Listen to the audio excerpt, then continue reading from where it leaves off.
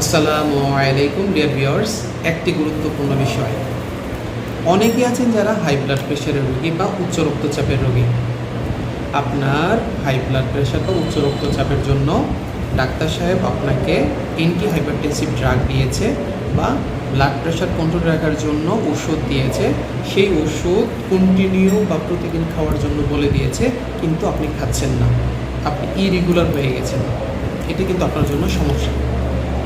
কয়দিন আগে আমার কাছে একজন রোগী আসে যার হিস্ট্রি ছিল যে হাই ব্লাড প্রেশার বা উচ্চ রক্তচাপ।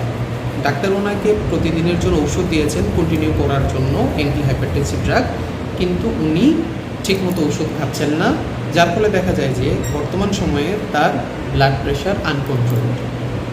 তাই কোনো ডাক্তার যদি আপনাকে আপনার হাই ব্লাড প্রেশার বা উচ্চ রক্তচাপ কন্ট্রোলের জন্য অ্যান্টি হাইপারটেনসিভ ড্রাগ দিয়ে থাকে, তাহলে আপনি দেখবেন পাশে লেখা থাকে কন্টিনিউ বা চলবে। তার মানে আপনাকে প্রতিদিন খেতে হবে। আপনি যদি ইরেগুলার হন, মাঝে মাঝে খান, মাঝে মাঝে খান না, এতে কিন্তু আপনার ব্লাড প্রেশার কন্ট্রোলে থাকবে না।